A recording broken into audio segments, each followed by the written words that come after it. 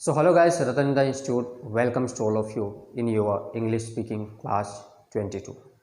बहुत सारे काम ऐसे होंगे दोस्तों जो आप कर सकते थे लेकिन आपने नहीं किए। जैसे अगर मैं अपनी बात करूं तो अगर मैं चाहता तो 12th क्लास में मैं 90% मार्क्स ला सकता था।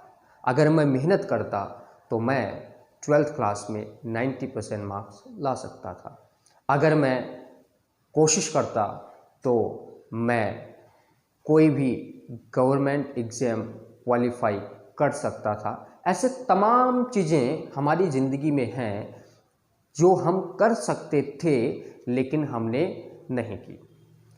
तो इस तरह के सेंटेंसेस अगर हमको इंग्लिश में बनाने हैं, अगर हमको कोई इस तरह की बात किसी को बतानी है कि मैं कोई भी काम XYZ कर सकता था, तो इसके लिए जो स्ट्रक्चर हम फॉलो करेंगे वो है आई कुड हैव वर्कड, और इसमें हम वर्ब की थर्ड फॉर्म का यूज़ करते हैं। आई कुड हैव वर्कड का मतलब मैं काम कर सकता था, मतलब किया नहीं। तो ऐसा कोई भी काम जो आप कह रहे हो कि मैं कर सकता था, उसके लिए इसी स्ट्रक्चर का हमने यूज़ करना है आई कुड हैव वर्कड। जैसे मैं उसकी मदद कर सकता था, इसको इंग्लिश में बोलेंगे I could have helped him. हम मैच जीत सकते थे, we could have won the match. हम मैच जीत सकते थे, we could have won the match. वह वहाँ जा सकता था, तो वह वहाँ जा सकता था, इसको इंग्लिश में बोलेंगे he could have gone there. Police उन्हें अरेस्ट कर सकती थी, police could have arrested them. इसका मतलब पुलिस ने उनको अरेस्ट किया नहीं, तो police could have arrested them, police उनको अरेस्ट कर सकती थी। हम उन्हें वहाँ से सुरक्षित निकाल सकते थे, तो we could have evacuated them. Evacuate करना मतलब किसी को कहीं से सुरक्षित बाहर निकालना, तो उसको इवैक्यूएट करना बोलते हैं। तो we could have evacuated them. India world cup जीत सकती थी, India could have won the world cup. India world cup जीत सकती थी, India could have won the world cup. वे तुम्हें जान से मार सकते थे, they could have killed you. वे तुम्हें जान से मार सकते थे, they could have killed you, मतलब उन्होंने तुम्हें छोड़ दिया, तो they could have killed you. Bharat विकसित देश बन सकता था, India could have become a developed country.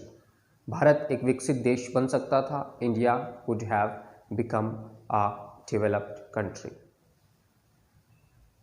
तो इस तरह के तमाम सेंटेंसेस जो आप कह रहे हो कि मैं ये काम कर सकता था, तुम ये काम कर सकते थे, वह ये काम कर सकता था, हम इस स्ट्रक्चर का यूज़ करेंगे। इसमें हम कुड हैव के साथ वर्ब की थर्ड फॉर्म का यूज़ करते हैं। इसी तरीके से अगर मैं कह रहा हूँ कि मैं काम कर चुका होता, और इसमें भी बात वही हो रही है कि कर चुका होता मतलब मैंने काम किया नहीं।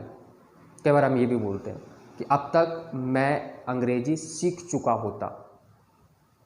वे तुम्हारी मदद कर चुके होते, अगर उन्हें करनी होती तो वे तुम्हारी मदद कर चुके होते। हम अब तक वहाँ पहुँच चुके होते। तो कोई ऐसा काम जो आप कह रहे हो कि आप कर चुके होते लेकिन अभी किया नहीं, कर चुके होते मतलब किया नहीं, तो इसके लिए जो हम स्ट्रक्चर फॉलो करेंगे वो होगा I would have worked, verb की थर्ड फॉर्म।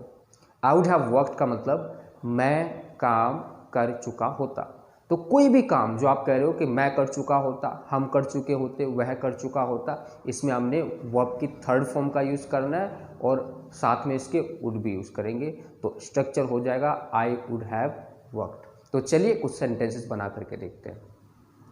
हम वहाँ पहुँच चुके होते, तो हम वहाँ पहुँच चुके होते, इसको बोलेंगे we would have reached there. हम वहाँ पहुँच चुके होते, we would have reached there. वह तुम्हारी मदद कर चुका होता, he would have helped you. वह तुम्हारी मदद कर चुका होता, he would have helped you.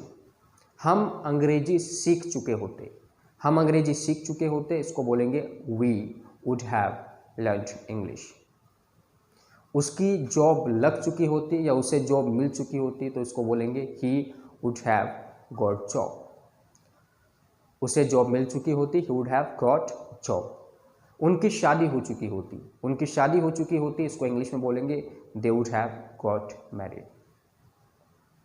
मैं तुम्हें बता चुका होता, आई वुड हैव टोल्ड यू।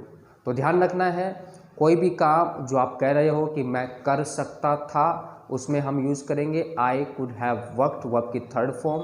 और अगर आप कह रहे हो कि मैं काम कर चुका होता, तो इसमें हम यूज़ करेंगे आई वुड हैव वर्कड, वर्ब की थर्ड फॉर्म। तो कर सकता था कुड हैव वर्कड, वर्ब की थर्ड फॉर्म, और कर चुका होता तो वुड हैव थर्ड फॉर्म इसमें हम यूज करेंगे। तो इन सेंटेंसेस की आप प्रैक्टिस करें, इन वीडियोस को ज़्यादा से ज़्यादा आप देखें, ज़्यादा से ज़्यादा लोगों तक शेयर करें।